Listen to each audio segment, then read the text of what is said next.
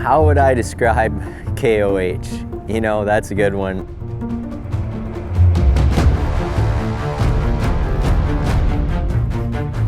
King of the Hammers, to me, is the biggest event in North America. You know, all the other races are fun, they're cool to go do, but this is the race to be at. It looks like someone painted a picture in their head and made it come to life out here. This was kind of like the Burning Man for gearheads. Crandon used to be the biggest thing I ever thought there was, and you look at this place, it might be Crandon times 2. I mean, we're 20 miles from anything. There's no hotels, there's no power, water, sewer. There's 100,000 people here camping out for the whole week. This is probably one of the biggest events I've ever seen in off-road racing. And to win this race, it's a big deal. You're gonna see this is the one place where you get to see the best guys in the world right here at King of the Hammers.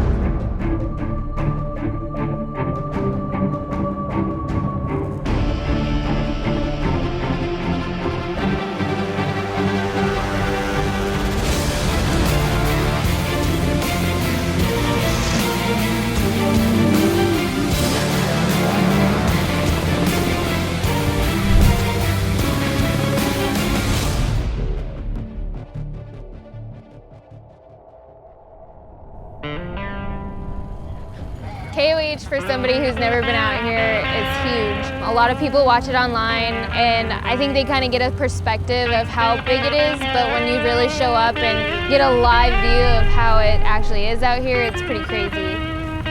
Every day there's something, so what normally is a weekend event, this is a full-blown week. Our week starts off on Saturday for qualifying with the UTVs. Then we do the King of the Motos. King of the Motos is probably the most gnarly race out here. For the best guys in the world to not even be able to finish and only see, you know, one guy finish one of the stages, like, just shows you how incredibly hard the terrain is out here. Monday night, you've got your rock bouncing shootout.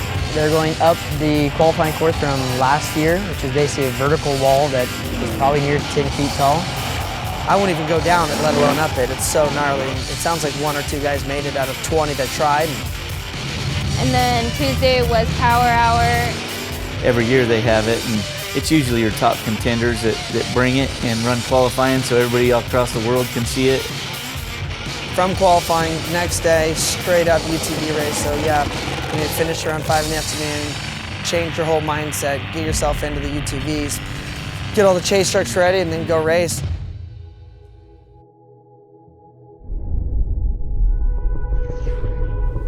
One of the cool things about the UTVs is it's bringing all these different racers from different venues like short course and desert, and it's just a race car, everybody can drive it.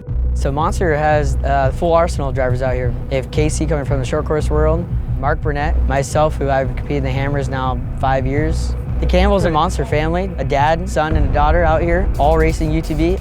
And this year was the first time we got the Greaves, Johnny and his son CJ. They came out here in their Yamahas and ripped. This is our first time out here at King of the Hammers.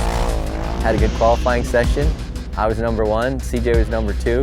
We were fortunate to qualify 1 and 2, and right off the get-go they planned, all right, we're gonna send you out front. Hopefully I can hang with him and, you know, we can help each other get through the tough sections. If he gets right through, he can radio back to me, tell me what I need to do, and we'll see how that works. We'll see how far that goes. You put a guy that can drive a machine, he's gonna get it through, and so it's pretty cool to see the Monster family, you know, bringing all these different people out.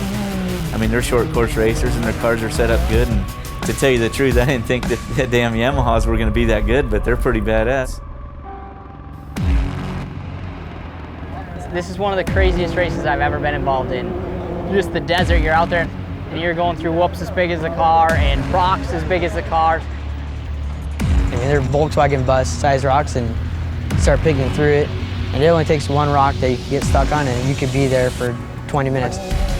It's one of those things that just draws you in. It's like, I gotta do it. I gotta see if I can finish it.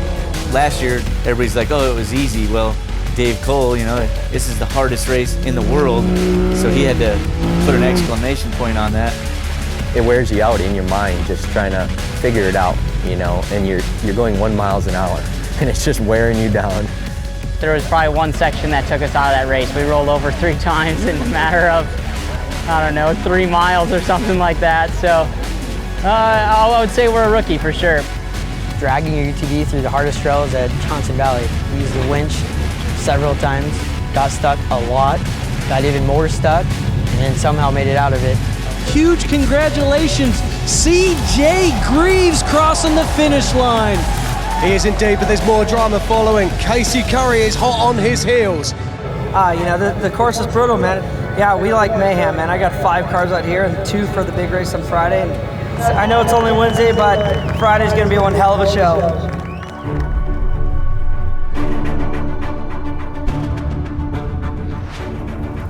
You know, from the UTV race, you turn it back on wide open. You know, you unload everything, you reload it with all the big car stuff and 40-inch tires and race fuel, and you go out there and, you know, we're ready to drive 900 horsepower and 30 inches of travel and send it in the desert even faster than the UTVs. I think it's going to be just a long day of going through them rocks. It's pretty serious over there, and they added quite a few more trails this year, and that's no joke. I mean, you need to be in the front. Anybody who races this race wants to just finish because of how brutal it is. You know, it's been called the toughest one-day race in the world. I'm a true believer in that. We're good, dude. I think we're just going to strategize it to go out there and try not to get out of the car ever and have a good day. Welcome, ladies and gentlemen, to Hammertown. It is the 2018 King of the Hammers. Right now is that time. Ladies and gentlemen, start your engine! 121 off the line today, and Dave thinks that less than 10 will finish. So you got to have a perfect day, start with a perfect car, and hope for the best. I think the attrition rate for the big race is going to be a lot like the UTV race was. In the UTV race, we had 138 cars start, and I think 10 cars finished in the time limit. Well, I hope our attendance rate is a little better than that in the 4400 class. At least me and my kids finish, you know. Our first lap of the 4400 race is a desert loop, and then we go through a trail called Cougar Buttes. Yeah, on lap 1, Cougar Buttes, they've added some rock trails, and they definitely add a twist to it, because on the first lap, you're hauling ass, and, you know, all of a sudden you come to a rock section, you gotta go slow, and you gotta pay attention, because it's easy to make a mistake. It's gnarly. Got a little bit of everything as far as terrain goes. You got crazy washes and nasty whoops, and then you come across these canyons with the biggest boulders you've ever seen in your entire life. You're definitely going to have to be at the front if you want to be in the race. Campbell going for the pass. Look at that aggressive move. Once you get behind a couple of slow guys, I mean, your race can just go to hell, you know. I'm feeling really comfortable with the rocks. The solid axle is definitely not going to have an advantage in the desert, I'd have to say. And just watch the way she finesses the cars. Such finesse from this little lady. Hey, Tony, you hear me? Casey, copy, Paul. Hey, Paul, I copy. What's the situation? I was just driving about 90 miles an hour and the car just shut off. We had a great start. Take off, do the first 60 miles, everything's going to plan. All of a sudden, the engine shuts off and started pulling things apart, and timing chain broke and probably destroyed the whole motor, so that was day over. No. He's half a mile. We should see him over the hill in about 10 minutes. We're on radio. And Shannon, the number 5. And we know there'll be a bit of frustration. We talked about not running spare. It looked like they had to make a tire change at some point today. I think the worse it is, the better it is for Shannon Campbell, because he's just one of those gritty guys. Then we've got Waylon Campbell in remote pit 2B. That might actually be back on track again, so a quick pit stop there. Waylon just left. He is minutes behind Miller. So he's got 2 rock trails and some desert. Roger that. And still, we're getting fantastic images of this battle between Waylon Campbell and Eric Miller. Me as a driver, I'd like to think I'm very conservative. I'm not quite as aggressive as my father and my sister. If you finish, you do good. And if you're running that long anyways, you're gonna know where you need to pick it up, because there's only gonna be so many people left. Any moment now, we're going to see him coming down short bus, making his way towards the Jeep Proving Grounds and then the short course, and then bringing it home. Fantastic scenes here in Hammertown. That's probably his dirt right there. He just went down back door and short bus. There he is. It looks like Waylon Campbell bringing home on the podium for the 2nd year in a row. Everybody, Waylon Campbell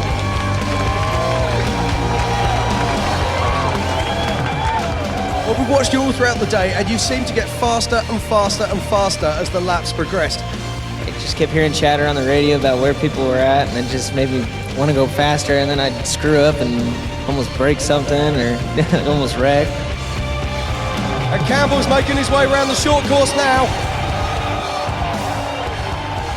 So what's been happening out there today? It was going good, and I knocked a rear tire out, and I don't have a spare, so I definitely got to thank all my family and friends. I mean, you wouldn't believe how many friends I have out here taking care of me. Well, Shannon, I know you're tired, so head back to the pits. Time for a party, I feel. So how would I describe King of the Hammers? I don't know. It's unlike any race on earth. You just have to come and see for yourself.